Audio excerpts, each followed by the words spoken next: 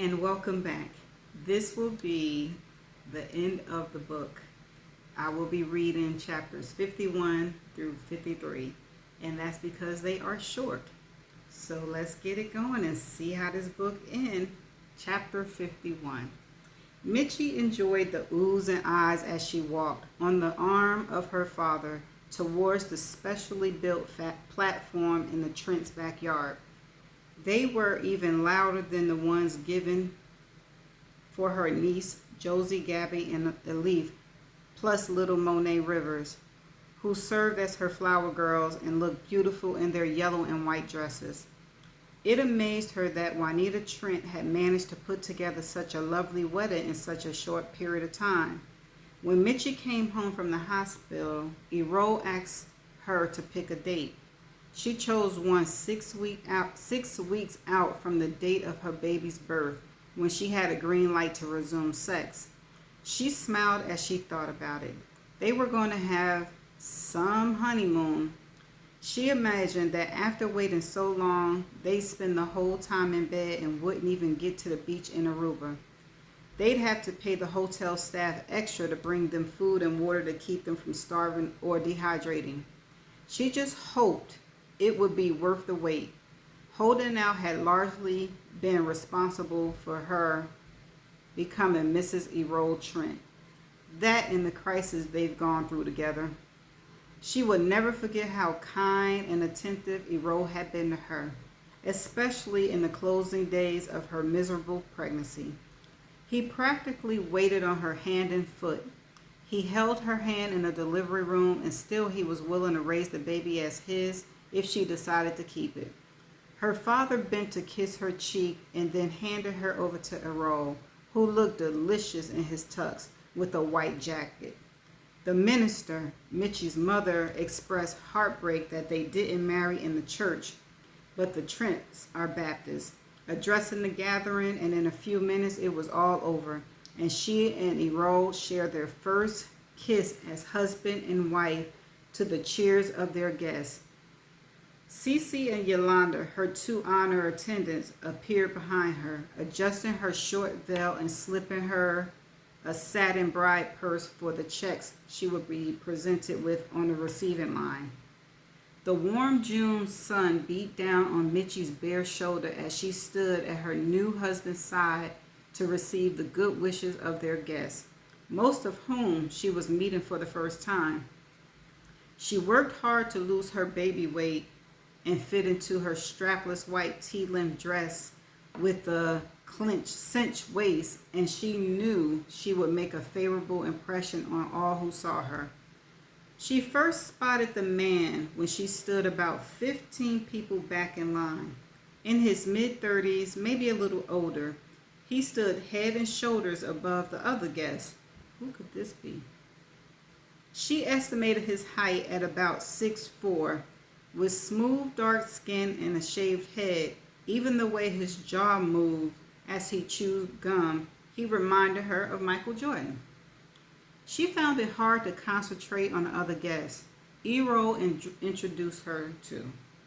So, I suppose you'll be having an Errol Jr. before too long, a silver-haired lady whose name went right over Mitchie's head remarked it, her gaze lingering on Mitchie's slim midsection. Not for a few years yet, Miss Miller, Errol replied. He turned his head to wink privately at Mitchie. They had expected people to suspect a secret behind the hastily planned wedding, but it came as a surprise that someone actually came out and asked. Apparently, Miss Miller felt that her advanced age entitled her to make rude comments. Mitchie didn't regret it when she moved on. At last, the man she'd been staring at stood opposite her. Mitchie, this is Ivan Valentine, Errol said. Our parents are good friends, and we were at UF about the same time, or at least 1 year. I started as a freshman the year he was a senior. You make a stunning bride, Miss Trent, Ivan said with a little nod of his head, while his companion, a nondescript petite woman, murmured good wishes, her arm possessively linked through Ivan's. Mitchie noticed the woman's bare ring finger. Ivan introduced his date to them, an introduction Mitchie practically ignored. Did you study dentistry too? She asked Ivan. Heck no. 4 years of college was enough for me. I went into accounting. Her smile slowly faded. That seemed like such a boring profession for such an exciting looking man. Hold up, Mitchie. You checking him out and you just got married? Mitchie is too much. Ivan's on his way to becoming a corporate CFO, Errol said. He left a position as director of accounting in Raleigh to become a corporate controller of a big manufacturer based in Orlando. Mitchie brightened. That sounded promising. What you brightening for? Ivan's next words disappointed her. You guys be sure to give us a call when you're down our way, and I hope you'll plan to attend our wedding next spring. Nice meeting you, his fiancée said, and I wish you every happiness. Mitchie watched as they moved on to greet her parents. Ivan Valentine might be taken, but after being in his company, suddenly Errol didn't seem like that much of a catch anymore. Oh, my goodness. This girl is a mess. He'd probably be working at the same dental practice 20 years from now, while Ivan would change jobs, going to exciting cities like San Diego and Chicago, moving up the corporate ladder each time. That plain Jane at his side would get to live a glamorous life. And judging by the sex appeal that radiated from Ivan's pores like blood from a shallow scratch, they probably tore up the sheets at night. She forced a smile as she shook yet another guest's hand. She made it. After just 1 year, she was now Mrs. Errol Trent. But would she really be happy? Or would she spend the rest of her life looking over her shoulder like she just had at Ivan, always wondering if she was looking at a better catch than Arrow, someone she would never be able to have? Whew. The smile remained plastered on her face as she tried to cope with the uncomfortable hunch that she was destined to live a latter scenario. That's the end of chapter 51. Mitchie. She's not going to ever be happy. Because she keep looking for something that, I don't know, that she keep messing up. She'll get it, but she mess it up. Because she keep looking for more. Okay. That's all I got for that. That chapter was, they got married. Okay. Chapter 52. The baby awoke crying at 6 a.m. after sleeping for 5 hours. A groggy Norrell staggered to the bassinet and lifted the screaming infant. Carrying her quickly to the living room so Vic could get back to sleep, it looked like she wouldn't be getting a whole lot of sleep the next few months. At least she had the benefit of working at home and setting her own hours. New mothers who had to return to work in the office didn't have the luxury of sleeping in or taking a nap after lunch because they'd been up during the night and then early in the morning with a newborn. She would manage just fine. After carefully consideration, she and Vic named their daughter Brianna. That's my daughter's name. Norrell liked the effects of a double initial, like Cece's daughter, Regine Rivers. Little Brianna had changed quite a bit in the 7 weeks since her birth. Features began to emerge from her lumpy face. Expressive eyes, a button nose, a dainty mouth. Little Brianna Bellamy had the potential to be a real beauty. Just $14,000? Cece said in disappointment. How are we ever going to get rich making profits like that? All three partners attended the meeting at Dana's. Uh-oh. It's not all bad, Cece, Dana said. Remember, we've been paid every week as independent contractors for all the work we've done the last year. When you add that up, we've made considerably more than 14 grand, especially you, because you've been transcribing full time since you had Regine. And you have to consider that our profits are divided in 3, Norrell added. That means CDN had a net profit of about $42,000, and that's less than a full year. We cut off the fiscal year March 31st, remember? Well, if that's the case, Why did we have to wait until June to get our money?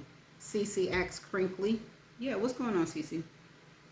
Because she had to give new profits a chance to pile up, or else we wouldn't have an operating capital, Dana explained patiently. Just think how many mortgage payments you can make with 14 grand, Cece, Norrell pointed out. 8,000 is our original investment, so that only leaves a profit of 6. Dana tried again. But next year, it'll be sure to be higher, and since you've gotten your original investment back, it'll all be profit. The hospital account wants to give us more work. If we can get the staff to do it, so relax, Cece. Better days are coming for you and for all of us. I guess I was just overly optimistic. Cece bounced Regine on her knee. I guess our ship hasn't come in yet, Regine. She gets cuter every time I see her, Cece, Dana remarked as she watched the smiling nearly 6-month-old baby. You know, looking at the two of you with your babies, I feel left out. How's everything going with Gil and his daughter? Norrell asked. He and Irene had a real showdown when Vanessa told her she wanted to live with Gil. Oh yeah, that's right. Irene screamed that I'm behind it all, that I'm so evil. I believe the woman is a mental case, and she is. It's not normal to carry paranoia so far. So have they gone to court yet? Dana nodded. Last week, the judge ordered that Gil get custody and that Irene have a psychiatric evaluation she needed. I'm happy for him, Cece said. The best thing is that Vanessa is happy.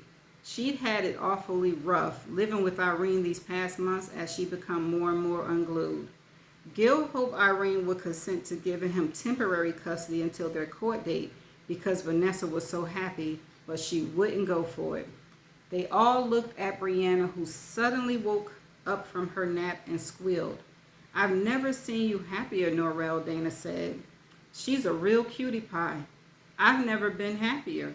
Her gaze went from Brianna to Cece, who sat nearby. Is that a clue? Uh-oh. Funny. I never noticed it before, she said. Brianna looks more like you than Regine does, Cece. Ooh. There go Norrell's brain. Norrell be putting it together. She does, doesn't she? Dana said in agreement. Uh-oh. Cece just shrugged. Just one of those things, I guess. She hoped she didn't look as guilty as she felt. It would always be like this whenever she had an opportunity to see her niece, who would have to remain a secret. She wondered if it would ever get any easier. Norrell found it amusing that her baby looked like Cece. If there was one person she knew would never betray her, it was Cece, the most honorable person she knew. Ooh!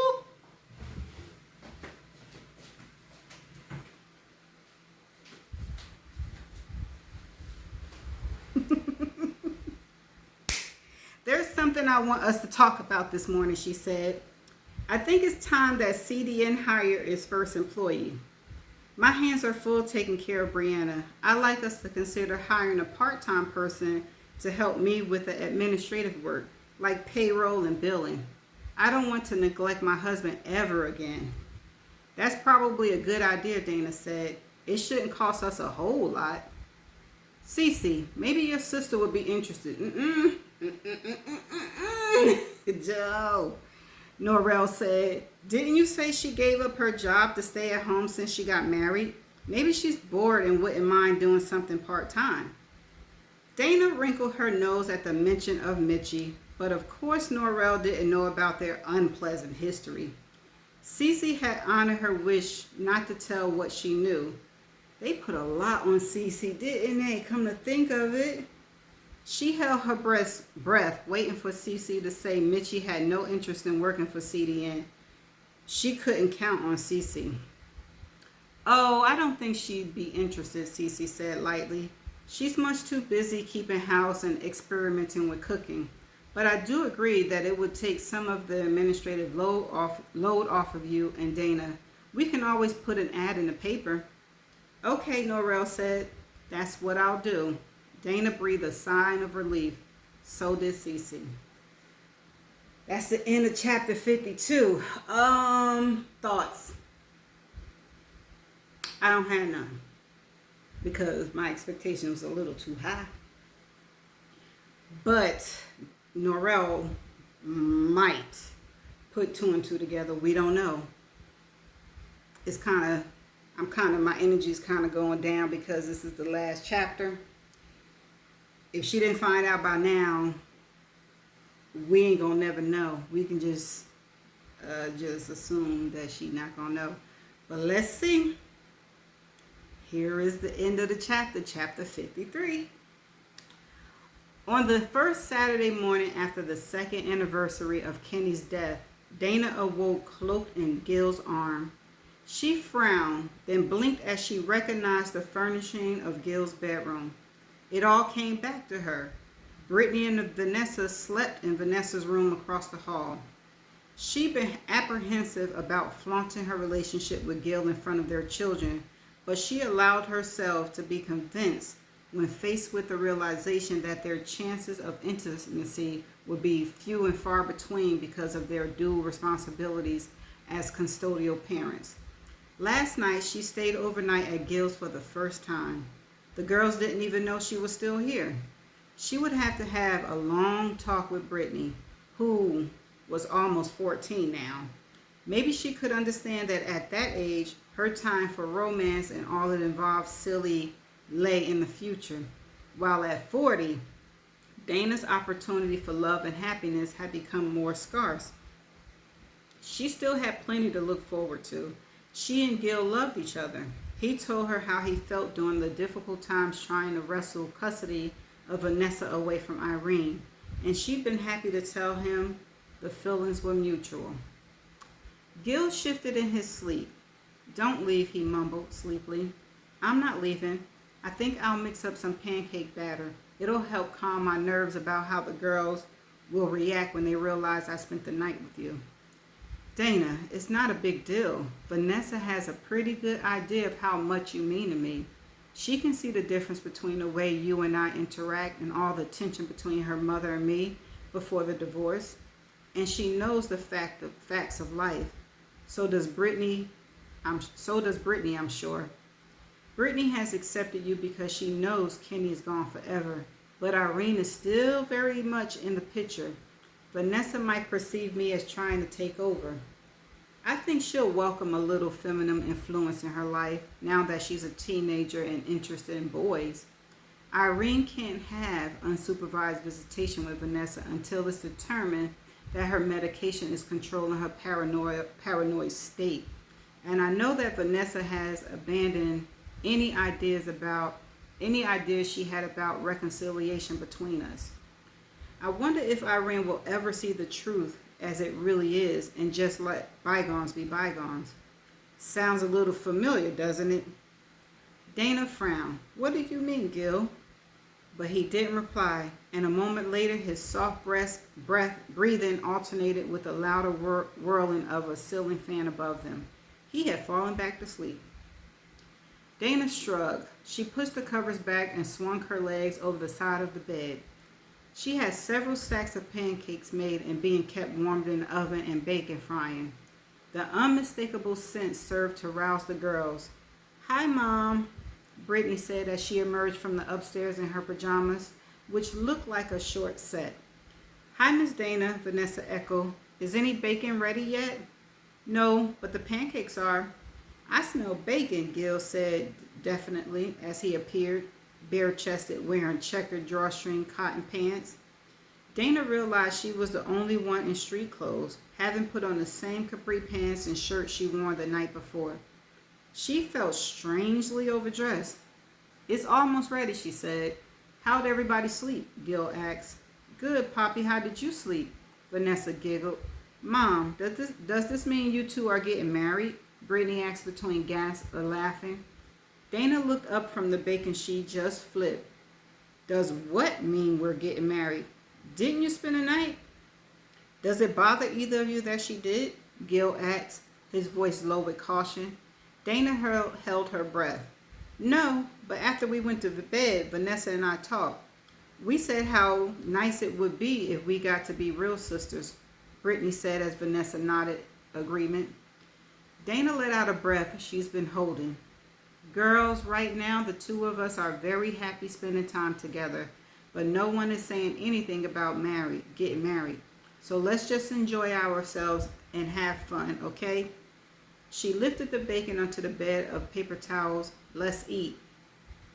She dropped the girls off at the multiplex that afternoon and then headed home to do her housework and perhaps a little work on CDN. As she dusted and vacuumed, she thought of Irene. How pathetic that anyone could harbor such an unforgiving attitude. Irene would probably still feel that she had plotted to steal Gil from her 20 years from now. For Vanessa's sake, Dana hoped that Irene could conquer her demons. Irene's condition remained one blemish on the existence that had become as peaceful as it was happy. She and Gil loved each other and had the blessing of both their daughters. CDN continued to thrive in its second year. Between an income from her job, from CDN, and from the room above the garage, she could afford to indulge herself every now and then. Money might not ever be plentiful, and she worked 60 hours a week, but at least she didn't have to worry about how she would keep a roof over her head and Brittany's. Her friends were doing well too. The blended Ballard Rivers family had comfortably settled into their new homes, united by the birth of a baby all of them could claim a blood relation to. They would never be cramped again. Cece, disenchanted with her failed tubal ligation. What? Oh, Cece, disenchanted with her failed tubal ligation and determined that the much-loved Regine would be her last child. She had a powerful birth control device implanted in her arm, and Norelle was thrilled with her new daughter. She and Vic had plenty of opportunities to go out for time alone, for they had eager babysitters in the form of Amber and Jessica, who adored their baby sister. Those better days she had predicted had come true for all of them. When the house looked and smelled fresh, Dana relaxed on the family room sofa with a magazine. Brittany would be calling at any moment to say she was ready to come home. Dana caught sight of her address book on the lower shelf of the coffee table. Suddenly, she remembered what Gil said this morning. He asked her if Irene's attitude sounded familiar. Now she knew what he meant. Surely she had been angry and unforgiving long enough.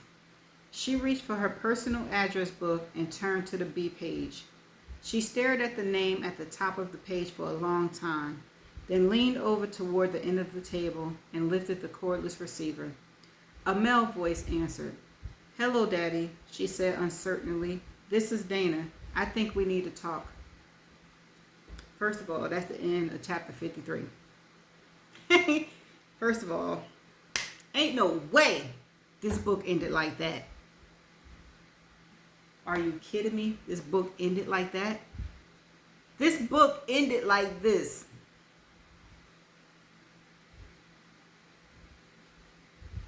So, I'm going to rate it, first of all, out of 5 stars. I'm giving this...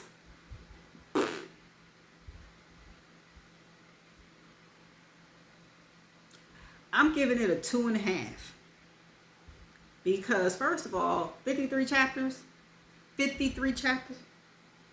The first half of this book was pointless.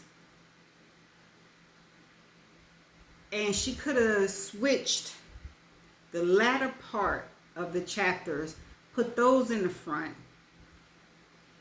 and use the rest of the chapter for better details. Like, it's too much of a cliffhanger. Okay, to be honest, stuff do go to the grave with people. Secrets do go to the grave with people. Okay, I understand that. Okay, I understand that. But I was totally not expecting the last 4 chapters to go the way it went. I really wanted something to be... I wanted Cece to confess to her friend about the situation with the baby. But then on the other hand, didn't want Norel to be sad. And then I wanted Mitchie to get her karma, which she, well, I can't even say because it's a book. It's not like it's real life, you know what I'm saying? But I wanted the rug to be pulled up from under her because she's terrible. Mitchie is a terrible person that, I guess they say evil always win, right? These sayings, some of them are like spot on and some of them like what? But yeah, I'm speechless because I mean, not really. I was kind of expecting that because I was talking to my aunt. I said, the ending better be good and it better not have no cliffhangers. And I think it's a semi-cliffhanger. It's a semi-cliffhanger because it's still a lot of, unanswered questions like, did the truth ever come out? Did Irene ever get help? But then I guess we would have 100 chapters, huh? And we can't do 100 chapters, not me. But okay, that's all I gotta say about it. Let me know if you listened along to it, what you thought about it. What would you rate the book? And would you read anything else from this author? Or do you think, I think her writing is going to be the same in all of her books. I don't know if I would give her another chance. There's no second book, no follow-up. This is not a series or anything like that. It's just a standalone book. So it is what it is. Did the title fit? The title only fit with Mitchie messy self and her petty self. Yeah, there was some problems in the relationships, but trouble. There was some trouble in the relationships, in all the relationships. But I guess I was looking for some type of drama kind of associated with trouble.